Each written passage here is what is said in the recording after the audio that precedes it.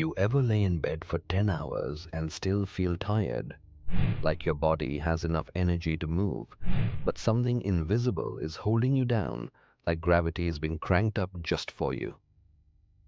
You think about getting up, you even plan it, but then you don't. You blink, and 3 hours are gone. The dishes are still in the sink, the message is still unread, and that dream you swore you'd chase. It feels like a joke now. And the worst part isn't even the inaction, it's the shame. The quiet, creeping belief that maybe you're just broken, that maybe there's something wrong with you. But what if the problem isn't you?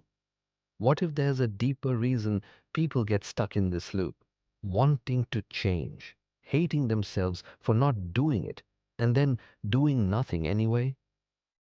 To understand that, we have to dig into what's happening under the surface. And it starts with something that hides in plain sight. It begins subtly. You skip a workout. You put off a task.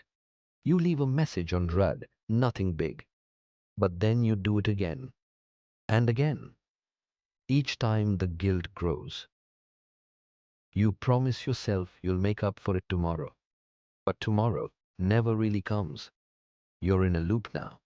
Not because you're lazy, but because every time you fail to act, the shame becomes stronger than the desire to fix it.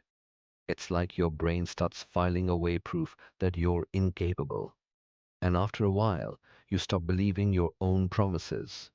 This loop doesn't just stop you from doing things, it rewires how you see yourself. You start to say things like, "That's just how I am," or "I've always been like this." You start defining your identity around the very thing that's been hurting you. And that's where the real damage begins. But this isn't the whole picture. Because to really see the roots of this cycle, we have to talk about punishment. Not from others, but from yourself. And that's where things get even darker. At some point, you stop trying to improve and start trying to atone. You punish yourself subtly. You avoid joy. You reject compliments. You sabotage opportunities because deep down you don't think you deserve them. It's not obvious. You might still go to work. You might still laugh at jokes. But there's a voice in the back of your mind that whispers, "You don't get to be happy until you fix this." And because you never fix it, you never let yourself be happy. This isn't motivation. This is a mental prison. And it's built brick by brick out of broken promises and unmet goals. Over time, you begin to wear the pain like armor. You confuse it for humility or realism or even morality. As if suffering makes you more noble. As if not liking yourself is the price you pay for falling short. But it gets worse.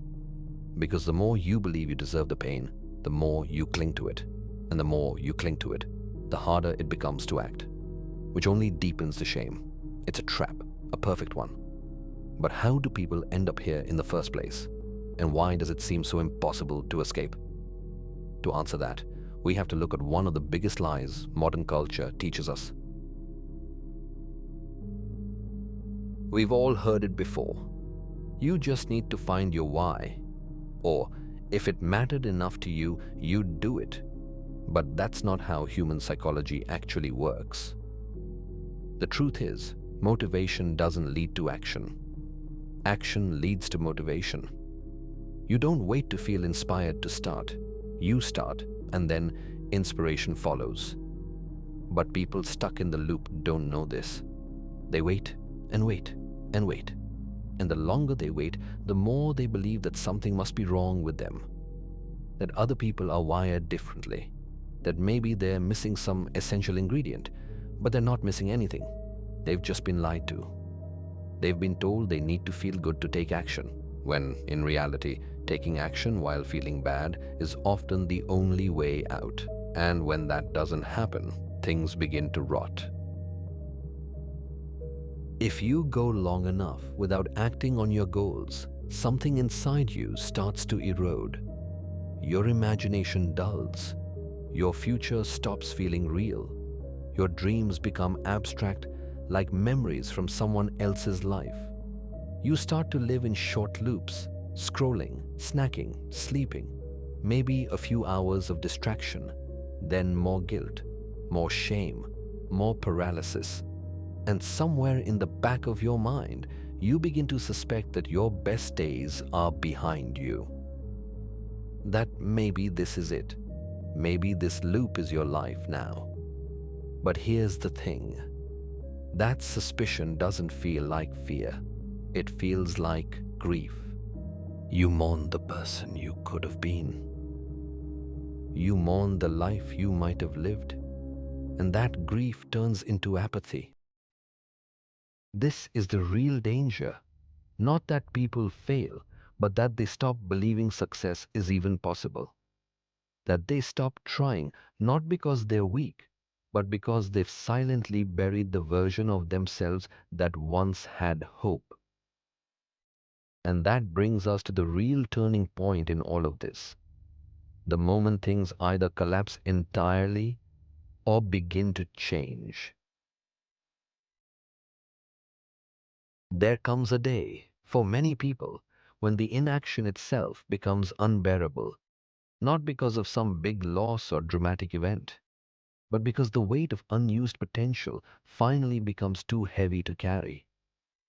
It doesn't look heroic.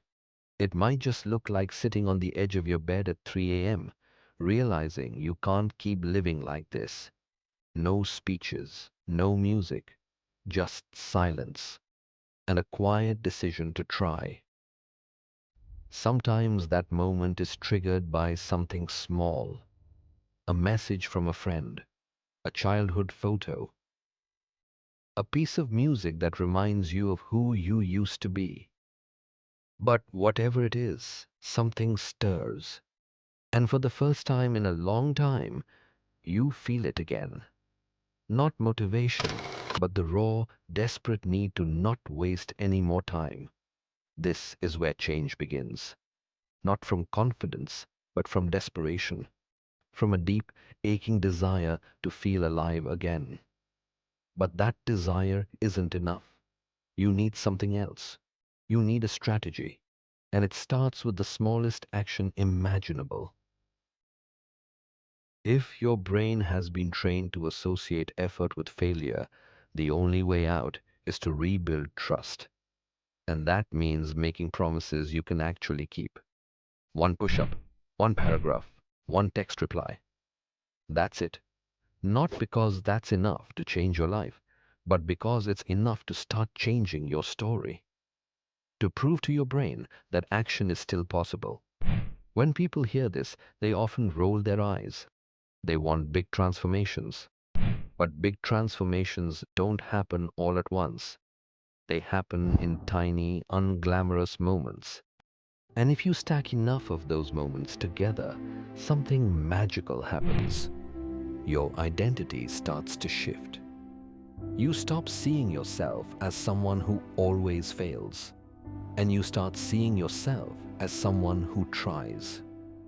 That shift is everything, because once you believe that about yourself, once you truly believe it, the loop begins to break, and something else takes its place. When you act, even in a small way, you reclaim a bit of your agency. And with every bit you reclaim, the shame loses its grip. You realize that you don't need to feel good to act. You just need to act to start feeling good. It sounds backwards, but that's how the brain works. Mood follows behavior. The first few days, they won't feel amazing. You might even feel worse at first, because the shame will fight back. It'll try to drag you down, whispering that it's already too late. But it's not too late. It never was. The truth is, self-hatred isn't a sign of laziness. It's a sign of caring too much and not knowing what to do with that care. Inaction isn't always a choice. Sometimes it's the only option the brain can come up with when it's overwhelmed, ashamed, and tired of failing. But that doesn't mean you're doomed to stay there. Because if you can take one step, just one, you've already started. And from that point on, every tiny action is proof. You are not your past. You are not your loop. You are the author now, and the story isn't over.